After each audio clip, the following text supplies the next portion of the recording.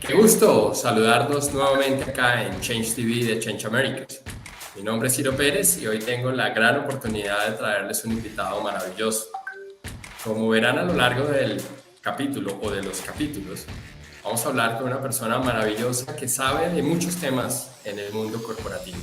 Coaching, mentorship, team building, mejor dicho, imperdible.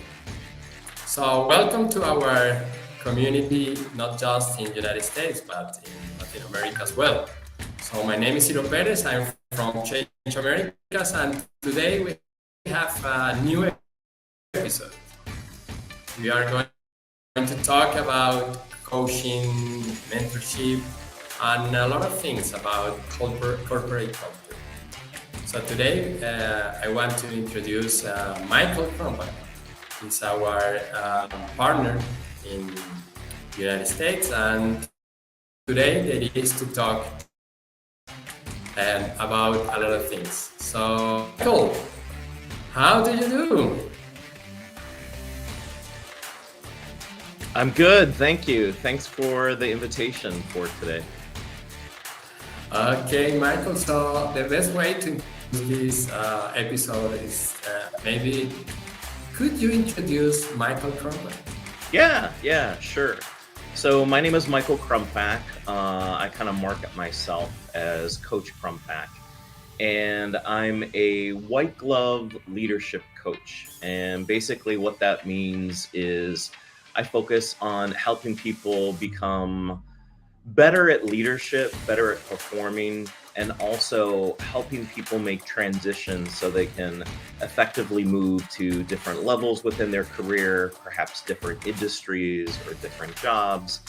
And I deal a lot with communication, a lot with conflict management, relationship building.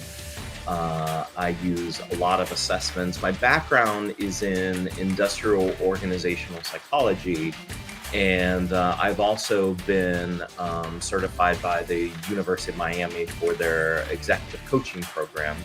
And coaching isn't something that's new for me. I've actually been in learning and development with a heavy emphasis on leadership development since I was 18, so many years. And over the course of doing training and development, I've really found an appreciation and a value for coaching. And I think coaching can really help people make sustainable, meaningful transformation. I've had the opportunity to work with a lot of organizations, including Samsung. I ran their high potential director leadership development program. I've worked with American Airlines. I did consulting for a while for defense while working with Deloitte. And I was a director of learning for the House of Representatives. So I've seen lots of stories. I've seen lots of lessons. And I'm actually in the process of finalizing my first book, which is called Lessons Learned from Lousy Leaders: Why Smart People Do Stupid Things. So maybe we can talk a little bit about that. But yeah, so I do training, I do talent management. I've worked in human resources. I've been there, I've seen a lot, and I really enjoy sharing the lessons that I've learned with my clients and my team. Wow, sounds great. Tony Robbins, of course, famous coach, said that coaching is a lifestyle. Mm-hmm. What do you think about it? Yeah. I think coaching really is a lifestyle. And the thing about coaching, even if someone comes to me or comes to any coach and they're like, hey, I want to get a promotion, or I want to engage my team more effectively, or I want to have a difficult conversation with my boss, I want to ask for more money, for example, the whole person shows up to coaching. So it's not just the person with their problem at hand. It's really the whole person, which includes their values, their beliefs, things that are going on at home, things that are going on with their friendship. And everything comes together really in a coaching session. So yeah, I think it's a lifestyle because, well, I guess there's two parts. There's the coaching lifestyle from the coach, but focusing more on the client, it's integrating some really good habits, really trying to squash some of those limiting beliefs that we all have and identify where we're stuck and how we want to move forward. So I really think that coaching is very future focused. So I don't really care so much about like what happened in your past or what happened in your childhood or what kind of got you stuck many, many years ago. That's more of therapy. And certainly there's a time and a place for that. But coaching is, how are you showing up today?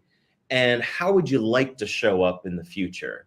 And it's almost like you're creating this movie or picture of like, imagine what your life would be if you were the CEO of an organization, or if you did eliminate some of those challenges within your team. What would it look like? What would it feel like? So I think coaching is a whole lifestyle. I always try to say you coach the person, not the problem. Everyone shows up with the problem, and certainly we coach through that. But it's really enabling and equipping people with new skills, new capabilities, new beliefs, new motivation, new drive to really get them focused on achieving success. And I'm the type of coach where it's like, I don't want to be with you forever. I want to be with you to like create a really good plan. And then you go off and you run and you're successful. I think some other coaches out there, it's like, you're a client for life. And, you know, every 2 weeks or once a month, we're going to check in. Like, I don't believe in that.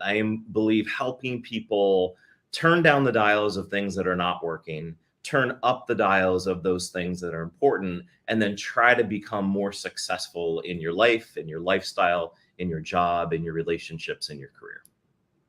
Okay, sounds great.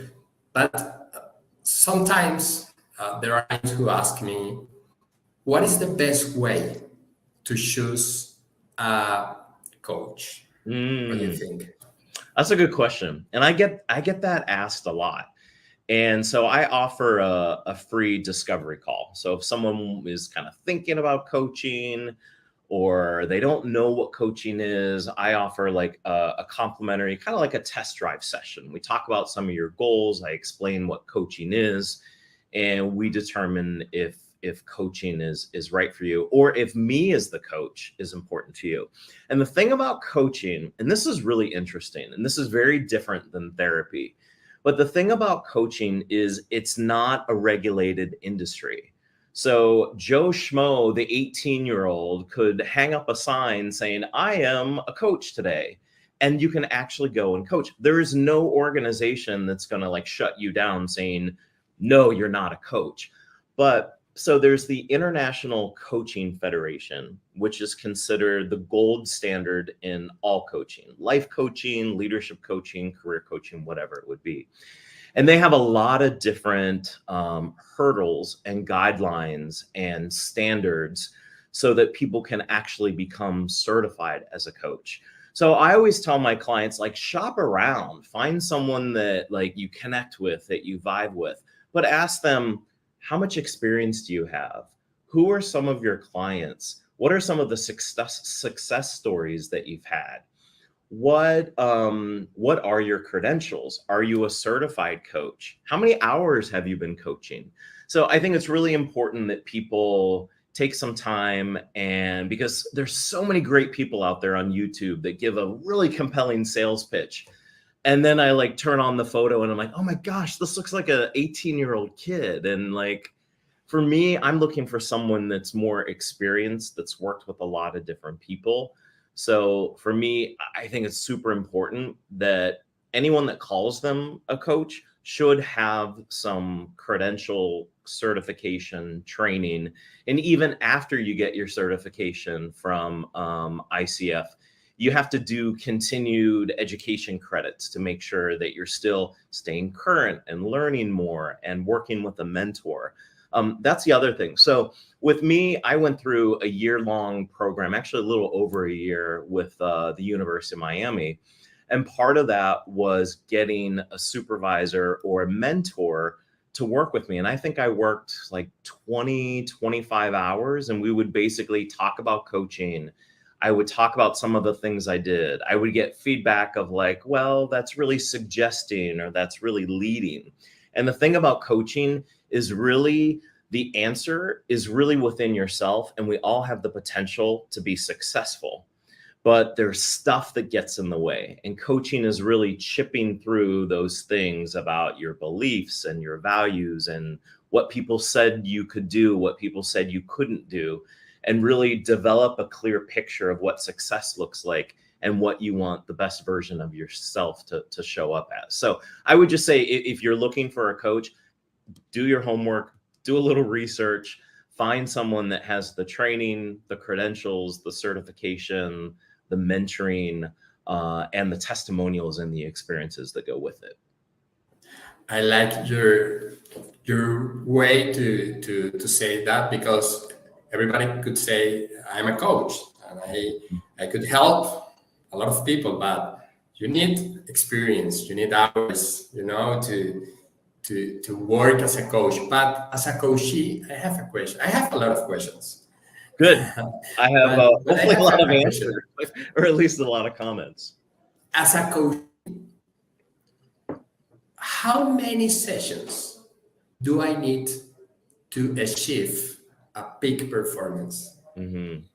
So the short answer is it depends.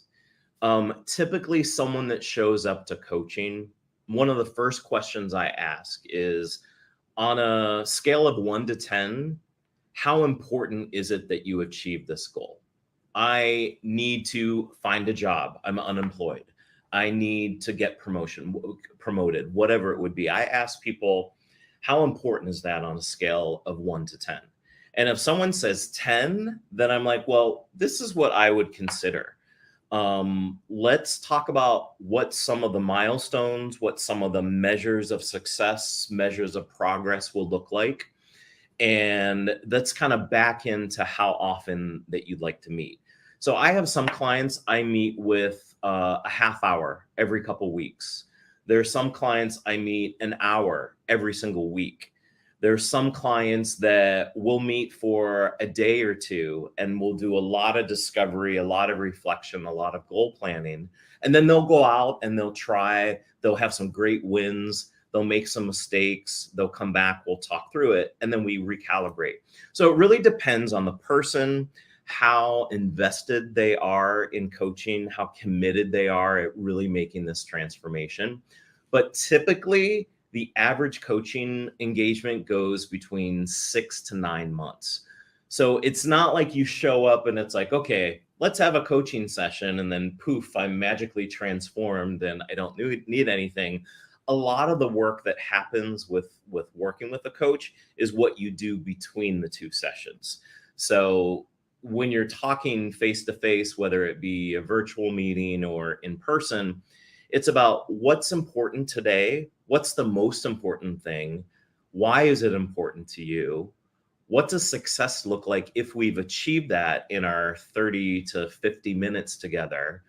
And like, how do you want to start? So everything is highly, highly, highly customized. And that's why, like, I call it white glove coaching, where even if you have a plan of, I need to get a new job within 4 months, I have one client that we're working on that now. If something happens, an hour before your coaching session, and it's like, I just got 2 job offers, I have no idea what I should do. Well, is that the most important thing for you right now? Would that give you the momentum to move forward? Yes, then we can kind of flex and customize. So with any coaching agreement, it's what's the engagement? What is the agreement for the coaching? What does the timeline? I like 30, 60, 90 days or so is like a check-in. Putting together what success will look like. How will you know you've made that success or accomplished those items to be successful? And then put together a plan and customize it, be flexible, so that if things come up, hey, I have a meeting with my boss tomorrow and he wants me to cut 20% of my team. What do I do? okay, that's something that's very timely and important to the client, perhaps, that we can customize that session. So coaching is really an opportunity to have a safe space where people can open up and there's a level of trust. And over time, and it takes time to do that. It takes a few sessions before you start to click together. But over time, that's when you can really make some deep, sustainable change in how you think, how you perform as a leader, how you grow, how you work with other people. So typically 6 months or so, maybe 6 to 9. But again, it all kind of depends on the person and the challenge that they have. Okay, I like it. And tell me, Michael, do you think coaches need to hire a coach? Absolutely. Absolutely. I have a coach, and I've had lots and lots of coaching. And I worked with a coach for, gosh, it was 8 months or so. So every 2 weeks, we would talk about things that have happened in the coaching. I would coach him and he would give me feedback. He would coach me a little bit.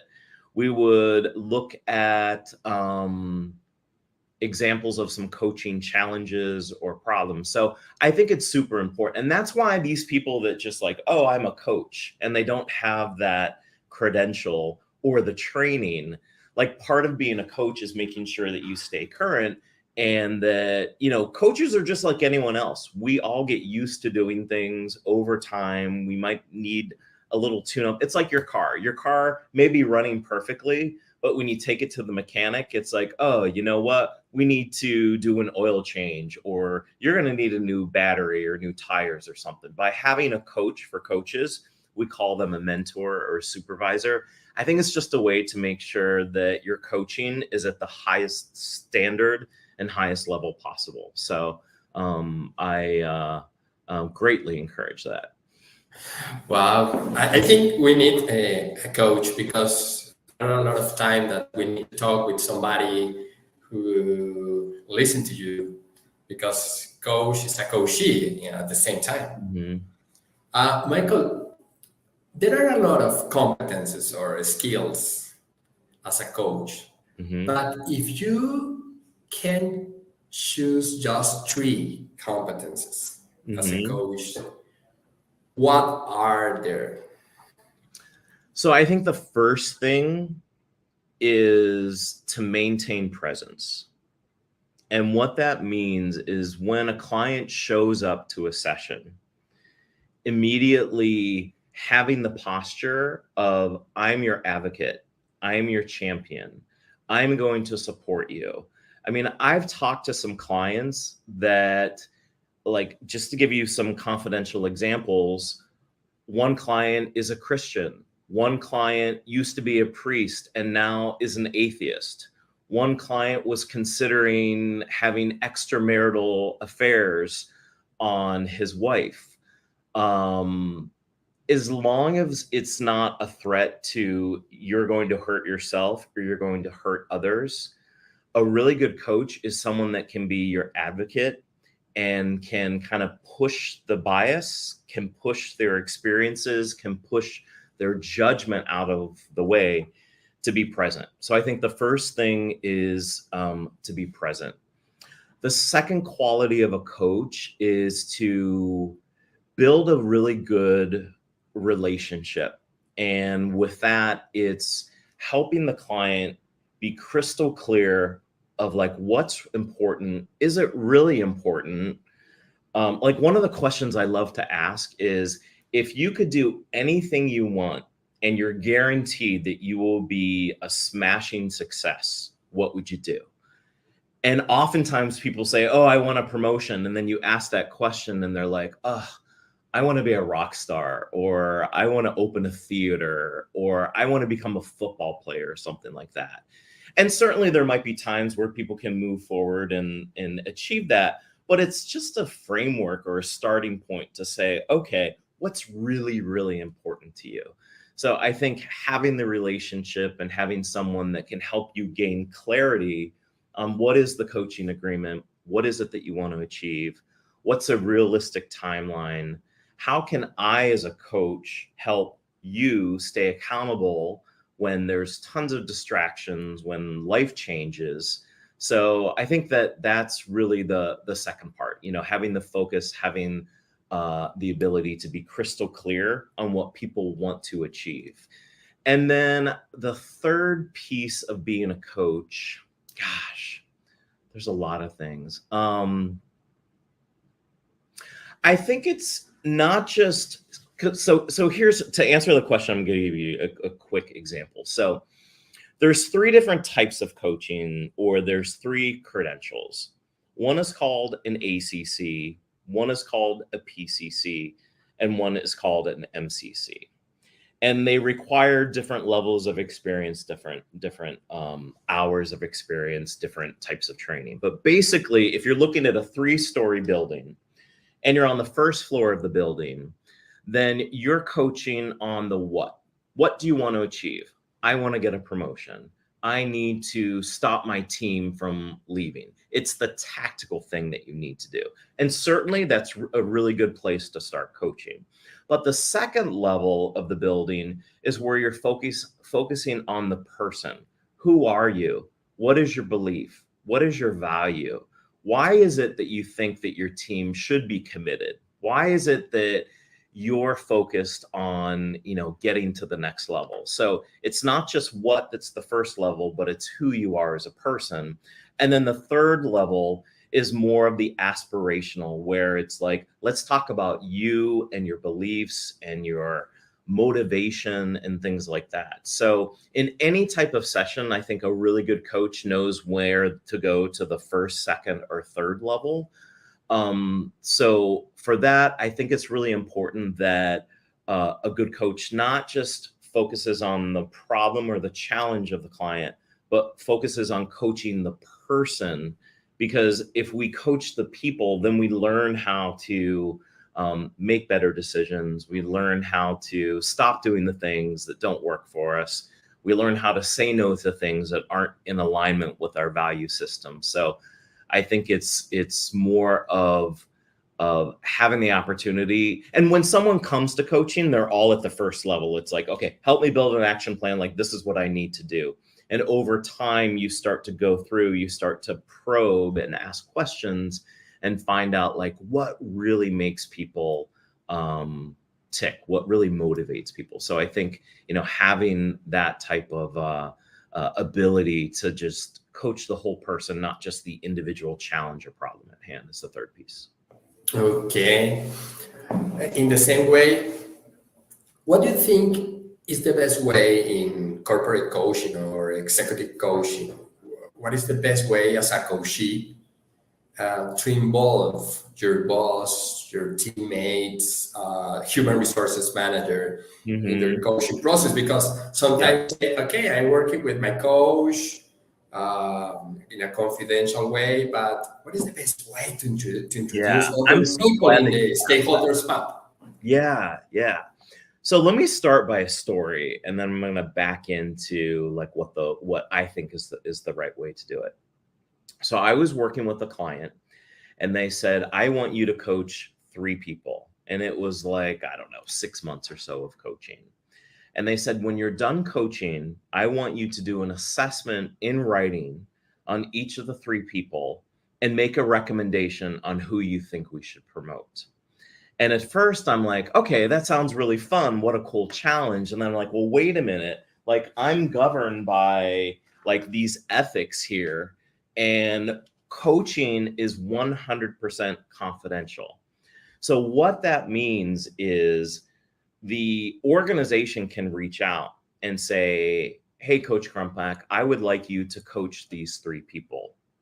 But the role of the organization is that of the sponsor. Typically, they're the ones paying the bills. And certainly they can give me kind of a framework or background of what they're trying to accomplish.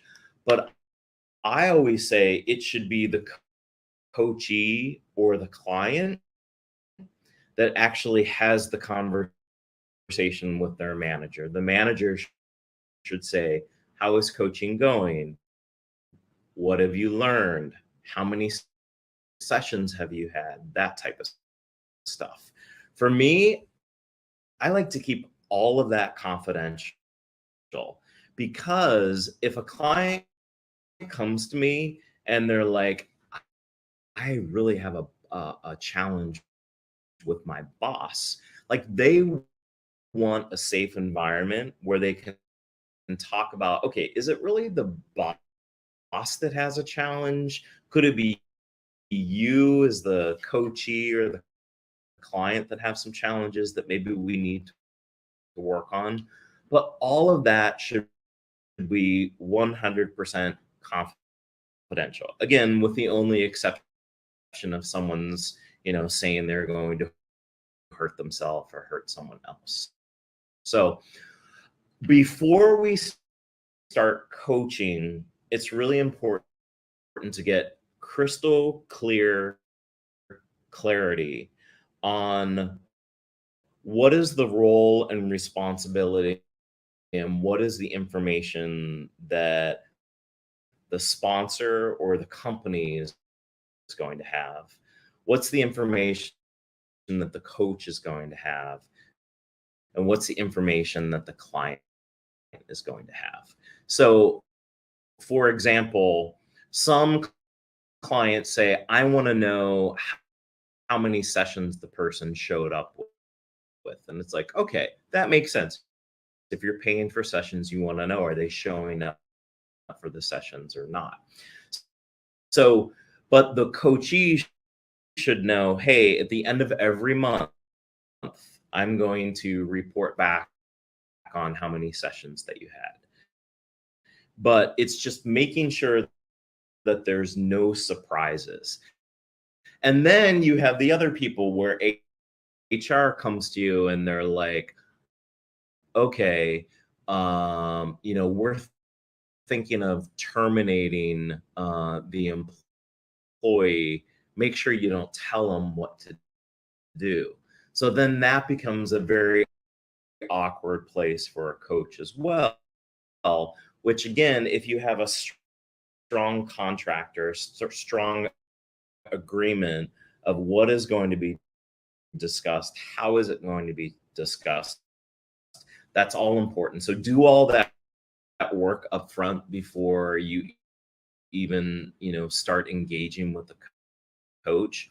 But the punchline to this here is that every conversation is 100% confidential, and that's the only way that a client is going to open up, trust the coach, be willing to admit mistakes, be willing to do some celebration. And part of the coaching should be, hey, I got to talk to my boss next week. I've been coaching with you for 3 months.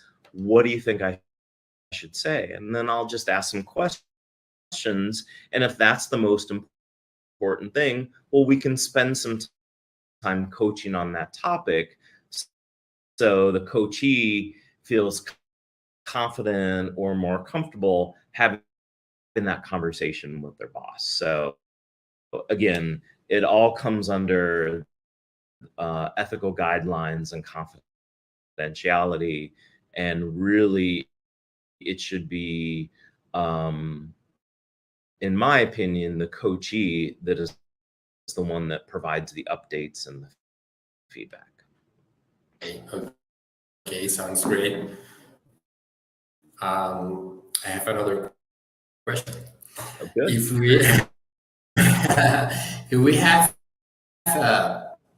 we start a coaching process and we need to make or create a dashboard in order to measure the quality of the coaching process. What do you think is the 1, 2, or 3 key performance indicators to measure the process? So are you asking, just to clarify, are you asking for one particular particular client or like a group of clients? Let's say you're coaching like 10 clients or so. Is it the dashboard for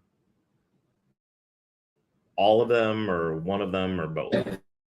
Maybe executive coaching process in a bank or a pharmaceutical. Okay. Mhm. Yeah. So I would say you want to put the dashboard together before you start the coaching so people know what kind of information is reported.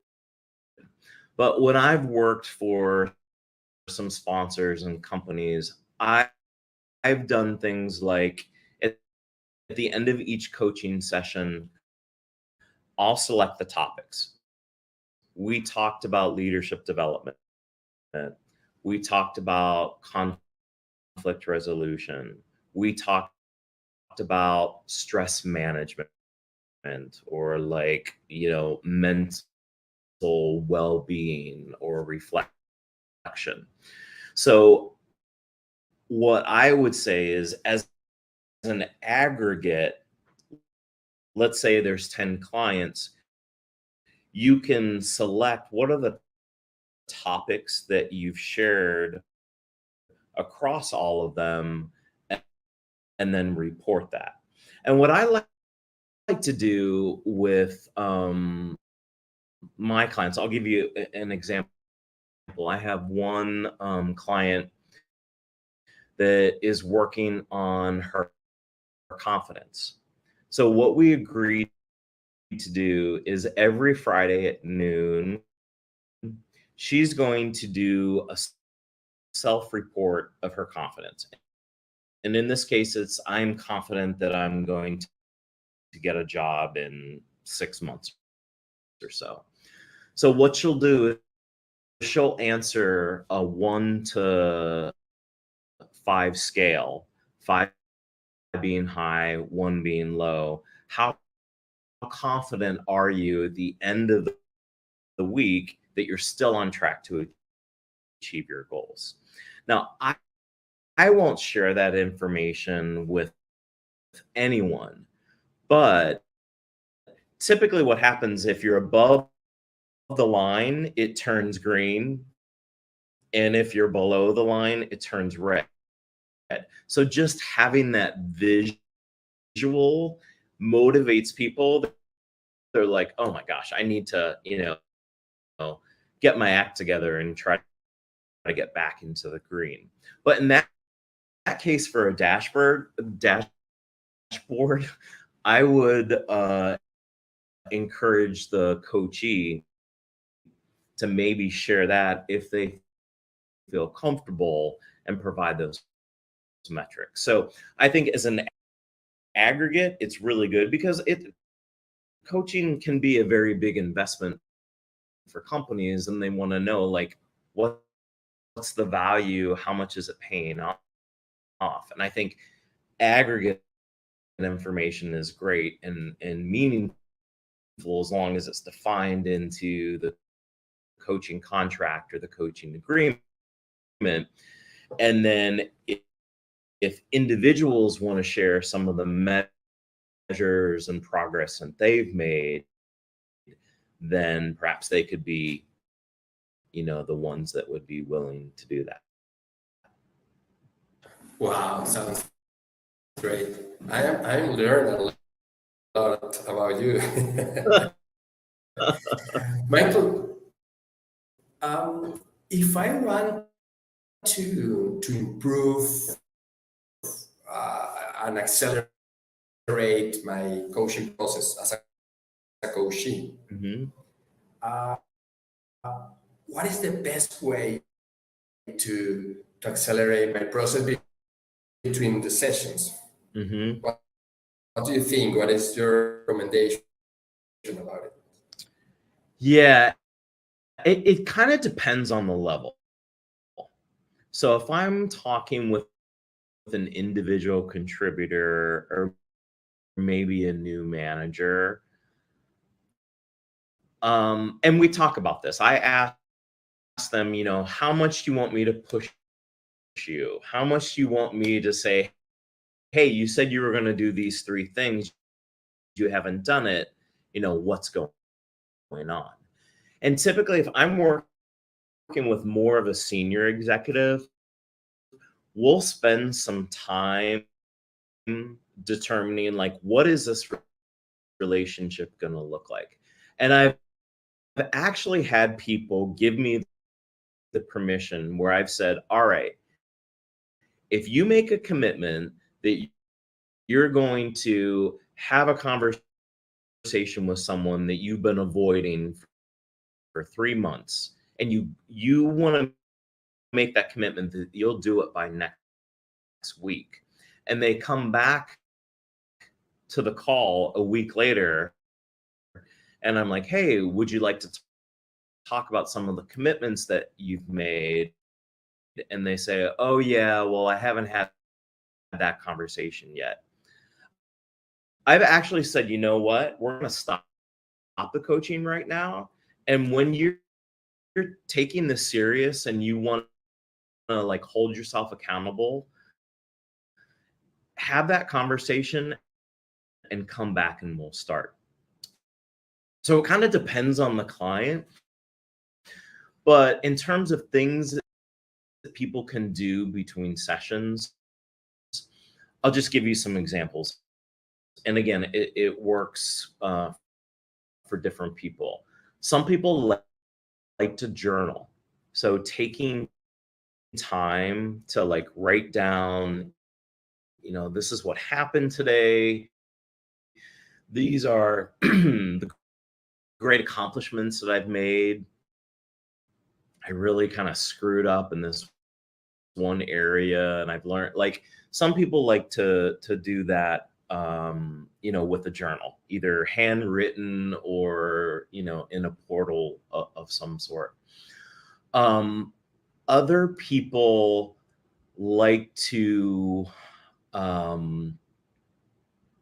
try things out and have, like, a checklist. So at the end of each coaching session, usually I say, okay, now that we've coached for 40 minutes or so, would now be a good time to start talking about some next steps? And sometimes people are like, no, we got to talk about this a little bit more. And sometimes people will say, yeah, it's really important that I need to read this article. I need to go ask more questions. I need to take a deep breath before I have a meeting. Like, they literally can make these commitments. And then if the coachee wants to, we can kind of talk about their commitments. Or even better, what I like is, like, if you've made some progress between sessions, shoot me a quick email before the session.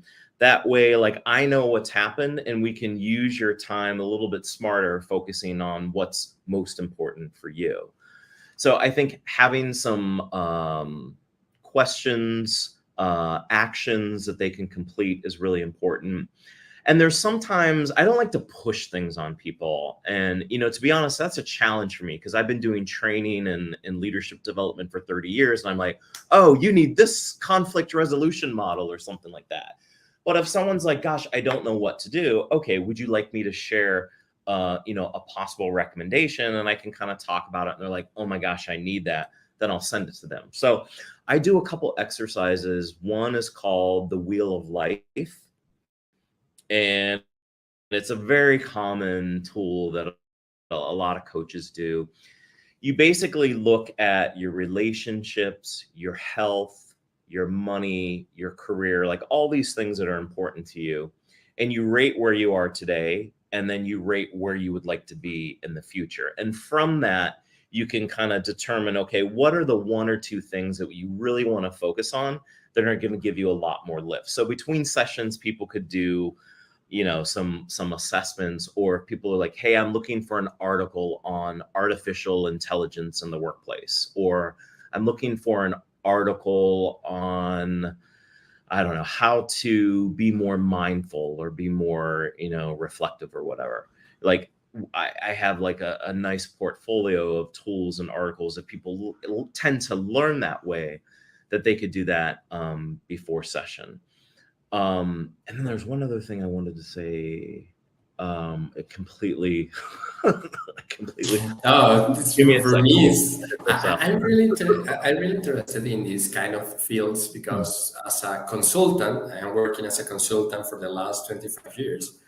I think coaching skills are so important to Mm-hmm. help my clients.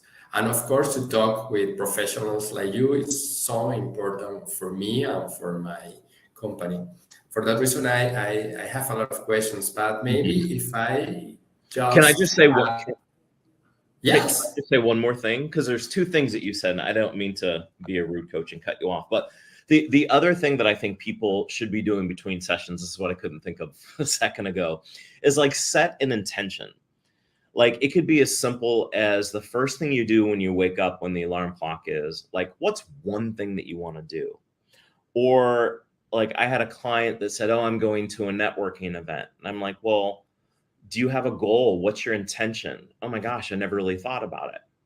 And then we came up where I want to meet someone and schedule a coffee date or schedule a coffee meeting. So it's like having really clear purposes. Oh, I'm going to go talk to my boss. Well, what's the goal? Almost like an agenda or having the outcome. So I think that's really important to do between sessions, focused on like, what am I going to work on today? What would success mean for the day, for the week, for the hour? And then the other piece, if I could, is you mentioned about your experience in consulting. And I've done a fair amount of consulting. Would it be helpful to talk a little bit about the difference between consulting and coaching, or is there like another area you want to go? Okay. I like it. I like a lot because I think there is a great difference Mm-hmm. between will be a great consultant or will be a great mentor or Mm-hmm. coach. They are Right. so different. But I have another question about coaching. Sure. If you, of course, as a coach, you have a lot of questions, but what do you think is the masterpiece of, if you just have one question, Mm-hmm. just one, what is the masterpiece? What is the main question that you maybe need to do yourself on a daily basis? One question in terms of what I need to do as a coach on a daily basis. Yes, or not just like a coach, as a Mm-hmm. person. As a person. Yeah. I think the biggest thing, and this is going to sound so simple, but it's checking in with yourself. Because so many times we get so busy, we get so focused. Like with me, it's like 4 o'clock and I'm like working in my office and I'm like, ah, I have not used the restroom or I haven't had anything to eat or drink in like 5 hours. Like, how did I not check in with myself to do that? So I think it's really important to check in with ourselves. Like, are we feeling motivated? Are we happy? Are we hungry? Do we have some biological needs that need to be addressed? And so I think that's the biggest thing that sets apart the top of the top performers to kind of the average people is the top performers check in with themselves a little bit more. I'm going to weigh myself today. If I find that I've gained a couple pounds, I'm going to go to the gym a little bit more. Or I'm going to check my sleep tracker. I've only got an average of 6 hours of sleep the last couple days. And you know what? I've been a little grumpy or I've been a little short with some people. Or I haven't really done some exercise or taken a walk, or I haven't talked to a friend. So I think just taking time to like check in with yourself. And there's times where I'll have a client and it could be, I'll give you an example. This was really tough for me, but I had a very dear friend that I was waiting. So I was on a call for a client and he was about 4 minutes late. So I'm like checking my phone and just kind of, seeing what's going on. And one of my dear friends passed away. And I'm like, oh my gosh, this is horrible. But I'm like, you know what? I took it as a personal challenge to be like, okay, how can I push that away temporarily? Because there's nothing that really I can do. And how can I just be present for the client and then I can deal with it later? And I'm not suggesting that you should do that all the time, because as a coach, like I always say, if the client isn't in a good place to be coached, and I'm not in a good place as a coach to give you, 100% of my presence, of my focus, then we have an agreement that, we can say, okay, let's reschedule this for a little bit. But I think it's important, going back to the original point, it's important to check in with ourselves. And one of the things that I've done is I set an alarm on my phone. It just dings at the top of every hour. And it's just a little ting that I don't even think people hear it, like on Zoom or anything. And I'm just like, okay, how am I doing? Am I starting to get frustrating? Am I nervous? Am I scared? Am I worried about something else?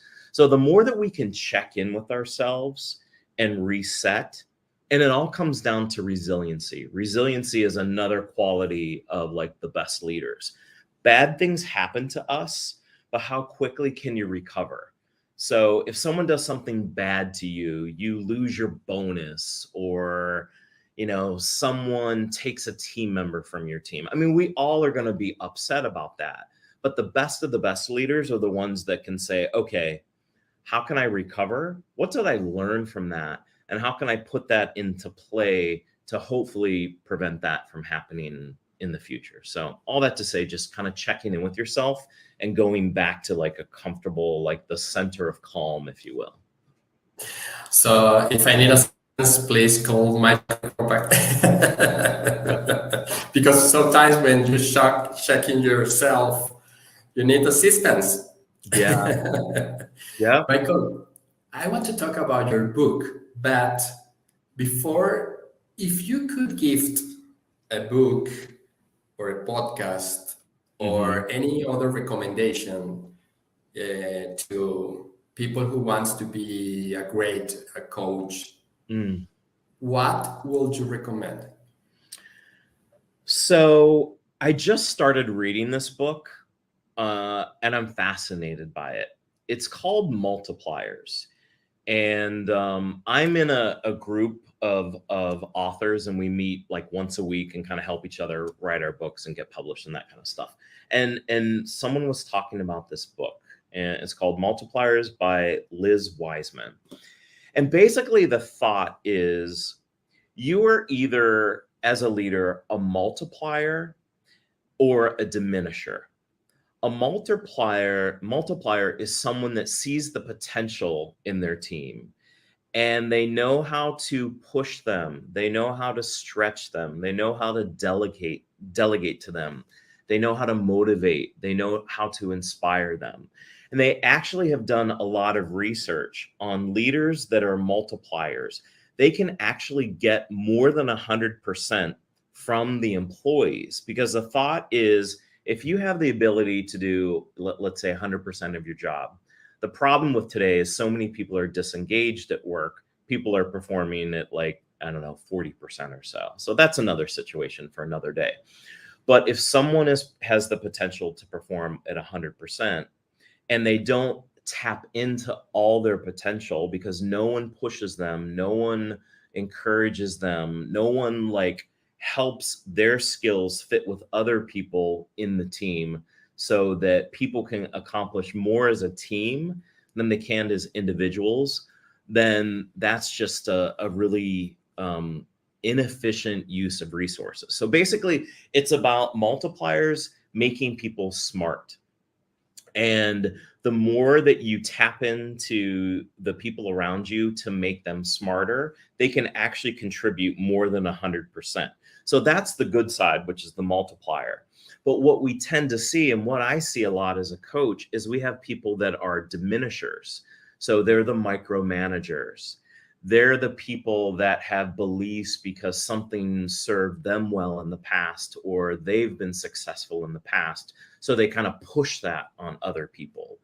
Or they don't manage, like, it's the workplace is so different today. Everybody is very remote, everybody is very dispersed. So with that, there's a lot of different challenges.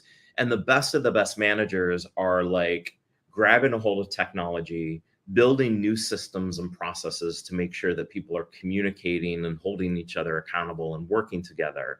But you have some of those leaders from the past, like pre-pandemic, that are still doing the same thing that they did, thinking it's going to give them the great results that they had before, and it's not.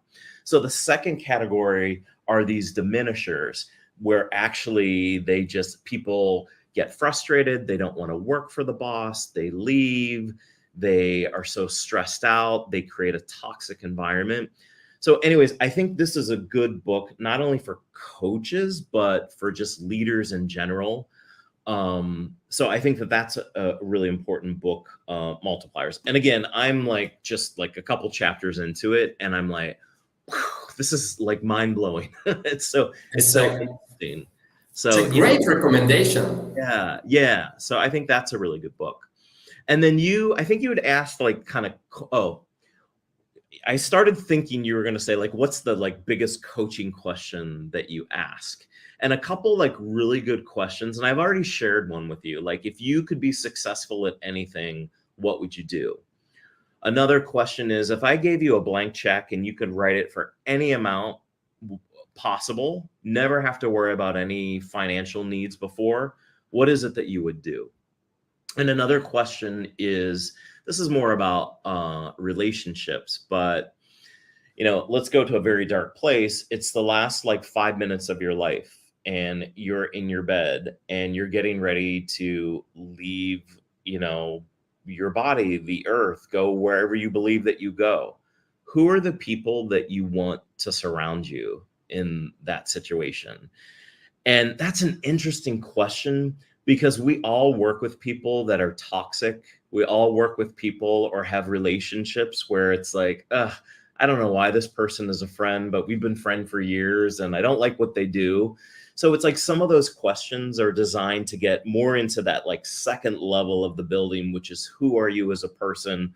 What is it that you value? And then from that, it's like, who's the tribe? Who are the people that you like to hang out with? And then you can go into, how do you say no to some certain things? How do you put some boundaries in place? How do you kind of regulate your emotions and your thoughts and your opinions and what you want to do? And it's just, some of those like zinger questions are really good because they just kind of punch people in the gut and make you think. And that's what I think the beauty of coaching is. It's like, you just have a regular place where every Wednesday at noon, you're going to show up and you're going to have someone that's going to listen to you, that's going to ask questions, that's going to like, say, well, wait a minute, you're saying this today, but a couple of weeks ago, you were saying this. Is that important to talk about? Is there anything going on? I notice your energy is a little bit different today than it was before. Is that just me, or like, what are you thinking? So just having that like sacred time and space with the client can yield some really good exploration and discovery. And then clients can really like grab a hold on to some new information, things that they have learned about themselves that they maybe, it's been inside for so many years, but it just hasn't come out yet, that they can make some really meaningful change and transformation. And I think that's why it's so powerful. You blow my mind. I really like to talk with people like you, because there will be a lot of time to think about this episode. Yeah. Why did you decide to write a book? And what is the main lesson in this book? So here's the same thing, and pardon my French, you can bleep this, but I've worked with so many shitty leaders over the year, and I have learned so much just from watching other people do the wrong things. And it's been fascinating because these are brilliant, well-educated people that for whatever reason, they just make bad decisions and bad mistakes. And over time, and here's the thing about like leadership development in my training, there's so many programs that say, this is how you should be a good leader. Here is how you should coach your employees. Here's how you should build your teams. There's so much great content out there about the things that you should be doing. But I found that there's just a tremendous gap between there's so many lessons that we all have learned working from very lousy leaders in the past. So it's been something that I've been kind of collecting stories over the past several years. And I made the commitment that I'm going to write my book this year. And so I'm kind of polishing off some old stories. And all that to say, I'm not trying to throw anyone under the bus. I'm not like, I'm changing names. I'm trying to keep everything confidential and anonymous, but there's just so much emotion that we get when we hear stories, particularly stories that like, oh my gosh, I cannot believe that you worked with someone and they were in human resources and they did that and they said that. And it's interesting. I volunteer with the Small Business Administration, the SCORE chapter in South Florida. And I just did my first webinar a couple weeks ago on lessons learned from lousy leaders. And I started with what are some of the things that like cause people to be lousy? Like, I don't think anyone wakes up and says, I'm going to be a bad leader today. I'm going to be unethical. I'm going to be lousy. But it's like, and I start with a personal story, which is, this is true. My first job, I was in sales and I was asked to clock out and then come back and work. I was an hourly employee to get more sales because the program for the week was just like one sale away. And they're like, Krumpak, you know, give it your best, go do it. And I'm like, oh, everyone's cheering for me. Everyone's like, has the confidence. This is so exciting. So I clock out, I go, I get the sale in 15 minutes. Happily ever after, we all like make bonus and the programs at the bonus and everything's good. And then I'm driving home that night and I'm like, something feels really weird. Like, I feel like my boss made me do that. And then I started to like question my ethics and my judgment. And I was like 18, which is no excuse, but like I had no life experience or anything.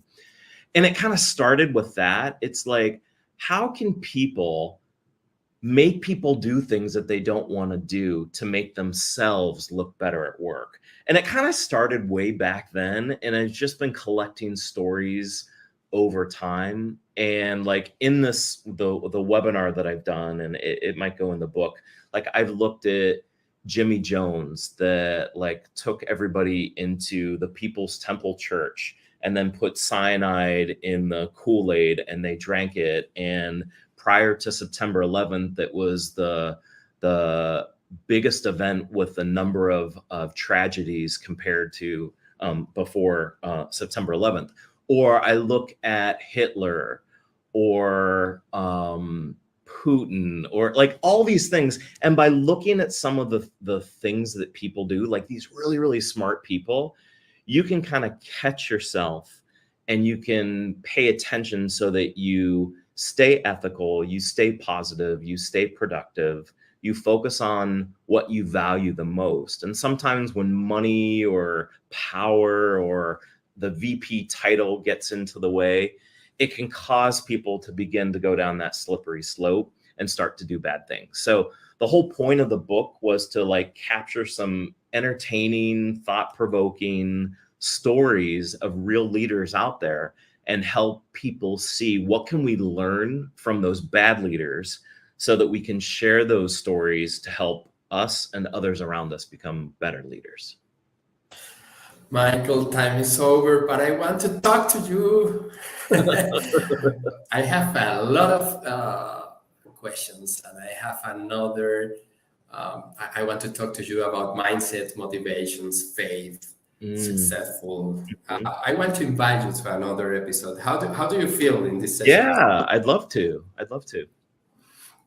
I want to finish this session and I want to ask you something. For example, if tonight you get a dinner with one or two famous people, Mm-hmm. and you could choose death or life, whose? Alive. Hmm. You could take a great dinner to talk about not just Mm-hmm. coaching, about life. Mm-hmm.